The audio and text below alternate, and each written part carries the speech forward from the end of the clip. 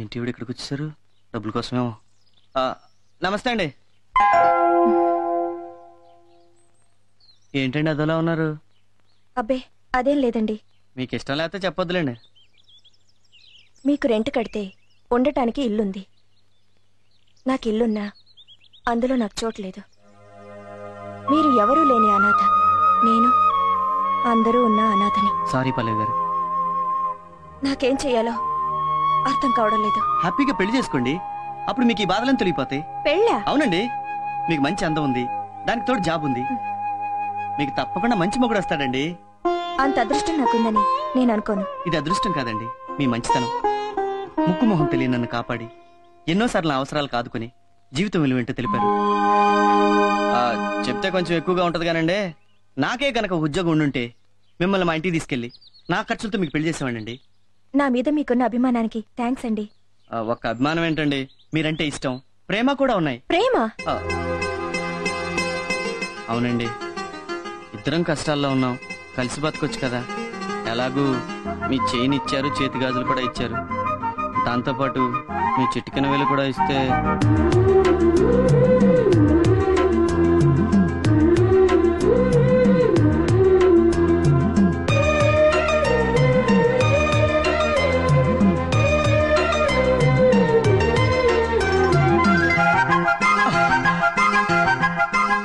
Thanks పల్లవి.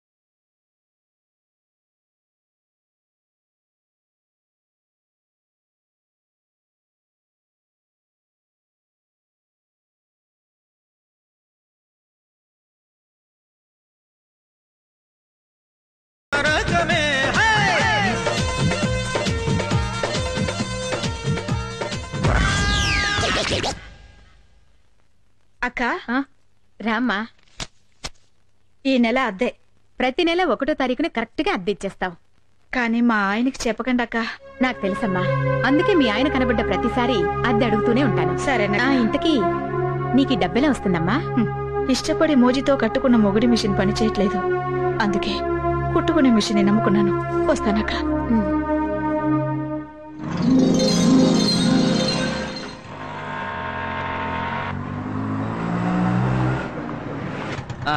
ఇదే ఇల్లు. ఆపి.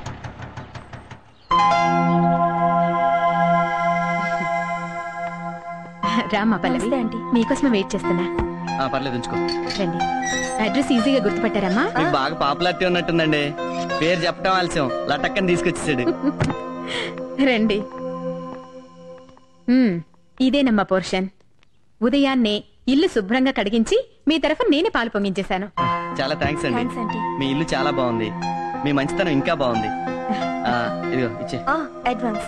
ఎక్కడికి పోతుందమ్మా? కొంచెం సరే. కొత్తగా పెళ్ళైంది కదా, ముందు ఇంటికి కావాల్సిన సామాన్లు కొనుక్కోండి. మీదెంత విశాల హృదయం అండి. వస్తానమ్మా. వస్తాను బాబు. అలాగే. ఇది హాల్. అది బెడ్రూమ్. పద.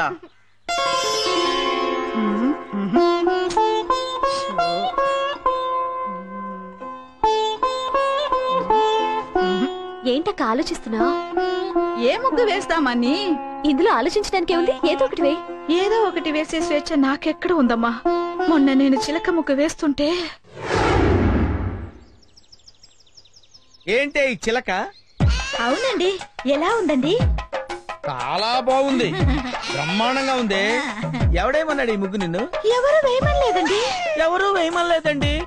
ఎవరు వేయమనకుండా నేను ఒక్కదానివే వేసే ఇండిపెండెంట్ డెసిషన్స్ తీసుకుంటున్నావు అన్నమాట.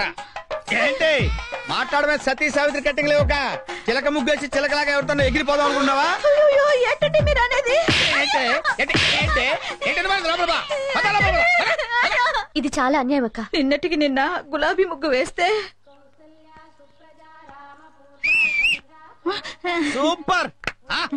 గులాబీ పువ్వు బ్రహ్మాండంగా వేసావే. ఎవరు నేర్పాడా నీకు? మా బామ్మ. బామ్మ అంటే మీ అమ్మకి అమ్మన్నమాట. నువ్వు చిన్నప్పుడు ఉగ్గు పాలతోనే నేర్చుకున్నావే మొగోడిని ముగ్గులేసి ముగ్గులోకి లాగటం. ఏంటండి మీరు అనేది? ఏంటా ఈ గులాబీ ముగ్గేసి ఏ జిలేబీ గాడిని ముగ్గులోకి లాగుదాం అనుకున్నావు? ఎవరండి ఆయన? అంటే ఏంటి ఆడి పేరు కూడా చెప్పాలని పేరు కూడా చెప్పాలని నేను తప్పేస్తాను. ఎవడేవాడు చెప్పు, చెప్పవే. నన్ను వదలను నేను. చెప్పు, చెప్పవే. ఏది ఇది? అయినా ఇలాంటి అనుమాన పక్షిని నువ్వెలా పెళ్లి చేసుకున్నావు అక్క? అదో పెద్ద ఫ్లాష్ బ్యాక్. నేను 2 ముక్కల్లో చెప్తాను, వినేసి వెళ్ళిపో. నేను లాల్ బహదూర్ స్టేడియం ఎదురుగా ఎస్టీడీ బూత్ లో పనిచేసేదాన్ని. ఈ పొట్టోడు రోజు క్రికెట్ కిట్లు పట్టుకుని లోపలికి బయటికి తిరుగుతుండేవాడు.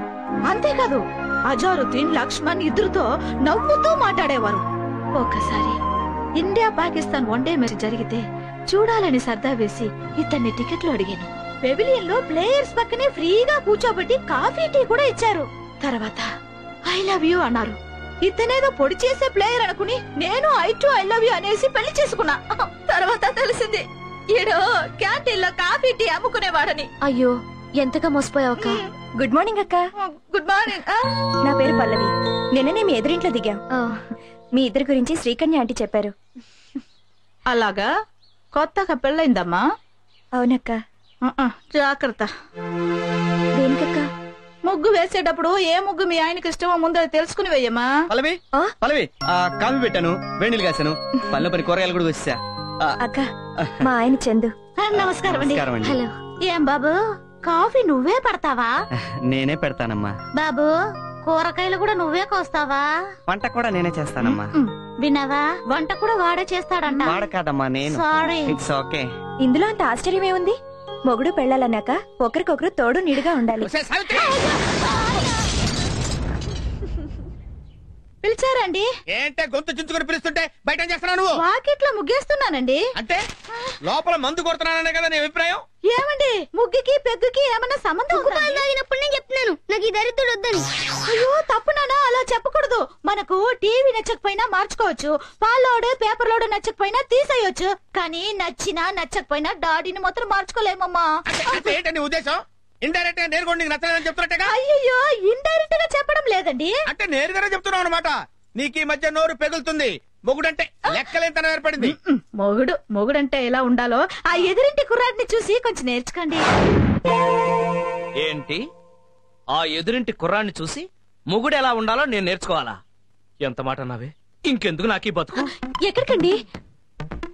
ఇంత మాట అన్నాక ఏ మొగుడైనా ఎక్కడికి వెళ్తాడే? బార్కి.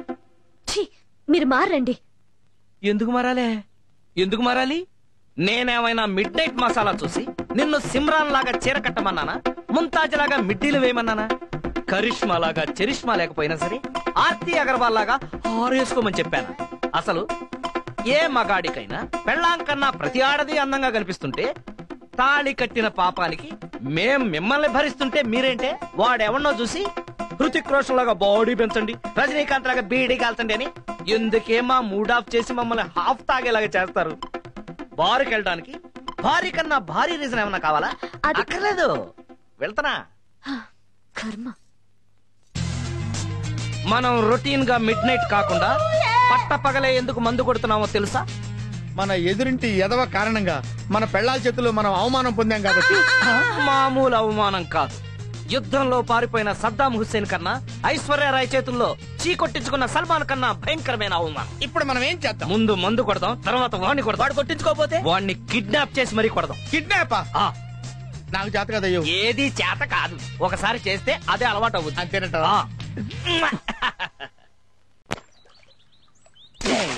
నే కడిగేస్తే తలతలలాడేనండి, నే తుడిచేస్తే మిలమిల మెరిసేనండి, నే విజిలేస్తే ఆంధ్ర సోడా బుడ్డి. వీడిన చందు అంటే అవునాడు. తలతల్లాడే నలుపుకి మిలమిల మెరిసే మెరుపుకి చందు వాషింగ్ సర్వీసెస్. అదా ఏం చేస్తున్నాడు రా? పెళ్ళాం స్కూటీ తుడుచుకుంటున్నాడు. లేదు, దేనికి? స్కూటీలు కడిగి పెళ్ళాం నైటీలు తిగి కాళ్ళు పిసికి కుక్కలాగా తోకాడించడానికి. అందులో తప్పే ఉంది? చూసావమ్మా ఎంత మాట నిచ్చాడు? అవును. ఇలాంటి వాడు ఒక్కడి రాష్ట్రంలో ఉంటే ఆంధ్రప్రదేశ్ లో ఉన్న ఆడాళ్ళందరూ మొగుళ్ళని కబడ్డీ ఆడారు. కరెక్ట్ గా చెప్పేవాళ్ళు. ఆ సిచ్యువేషన్ రాకుండా ఉండాలనేగా మనం వీడిని హైజాక్ చేస్తున్నాం. కరెక్ట్. హలో, ఫ్లైట్లని హైజాక్ చేస్తారు, మనుషుల్ని కిడ్నాప్ చేస్తారు.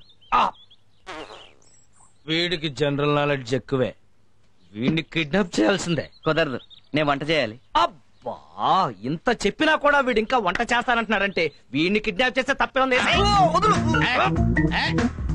అబ్బా, ఏంటి ఖర్చు లో ఉన్న మత్తు మందు పెట్టావా? సడన్ గా పడిపోయాడు. 6 నెలల నుంచి ఉతకలేదు.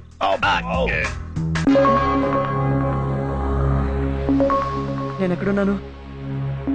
నన్ను కిడ్నాప్ చేసిన లేరి? మీరెవరు మహానుభావా? పిచ్చివాడు, నేను శ్రీకృష్ణుడు. నేను అర్జునుణ్ణి. నాతో మీకు పనేంటి? ఎందుకు తీసుకొచ్చారు? నీకు పరిపూర్ణమైన సంసార జ్ఞానాన్ని బోధించడానికి. సరిగ్గా విను. నేను విన్నా. ఈడికి ఇలా చెప్తే వినడలుడు. ఏసేమంటావా? ఆగు అర్జున. రీసెంట్ గా మ్యారేజ్ అయింది, తగలరాని చోట తగిలితే ప్రాబ్లం. అయితే ఓకే. చూడు మూర్ఖ, భార్య అంటే ఎవరు? బంతి. భర్త అంటే ఎవరు? బ్యాట్. బ్యాట్ ఎప్పుడు బంతిని కొడుతుంది, అలాగే భర్త ఎప్పుడు భార్యను కొట్టాలి. ఇది చాలా అన్యాయం. అన్యాయం అంటే సరిపోద్దా? మేక మటన్ అవుద్దా? కోడి చికెన్ అవుద్దా?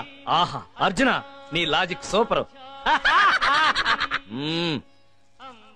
అందుకే అనుభవం మీద చెబుతున్నాం, విను. పెళ్ళాన్ని రీజన్ ఉన్నా లేకపోయినా రోజుకు కనీసం 3 సార్లైనా ఇరగొట్టాలి. మన మాట వినే వరకు కొడుతూనే ఉండాలి. మనమే పెళ్ళాల మాట వింటే ఫ్లూటుకుని డొక్కలో పొడుస్తారు. చూడు,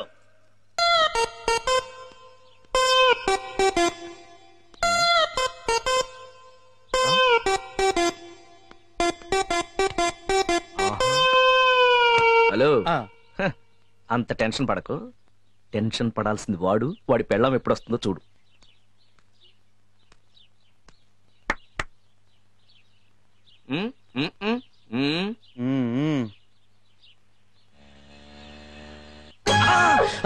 అదిగో వచ్చేసింది. ఏంటి? ఓకే.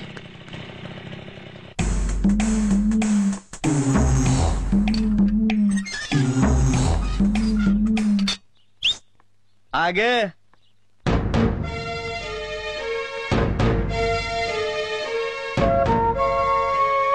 ఎంత అయింది? ఏ మీ టైం పనిచేయట్లేదా? నా టైము ఇప్పుడిప్పుడే స్టార్ట్ అయింది. ఆఫీస్ ఎన్ని గంటలకు వదిలేరు? 5 గంటలకి. మరి 6 గంటలలాగా ఏం చేస్తున్నా అమ్మడు? ఎక్స్ట్రా వర్క్ ఉందండి. అయ్య బాబోయ్, ఆఫీస్లోనా ఆఫీసర్తోనా? అదేంటండి ఈ రోజు కొత్తగా వింతగా మాట్లాడుతున్నారు? అదేంటోనండి, నిజం మాట్లాడితే కొత్తగాను వింతగాను ఉంటుంది. చెప్పు, ఆ గంట ఎవరితో ఎక్కడ ఎలా గడిపావు?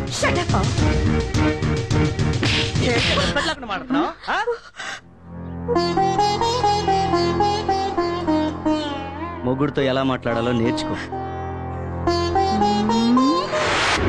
అమ్మో మన పెళ్ళాలి. ముఖం అనేది ఉన్నది ఎక్స్ప్రెషన్ ఇవ్వడానికి. 5 గంటలకు ఆఫీస్ వదిలితే 5:05కి ఇంట్లో ఉండి మొగుడికి సేవ చేయాలి. మొగుడంటే భయం లేకుండా చేస్తున్నావు. ఆ విధంగా జరిగిందనమాట.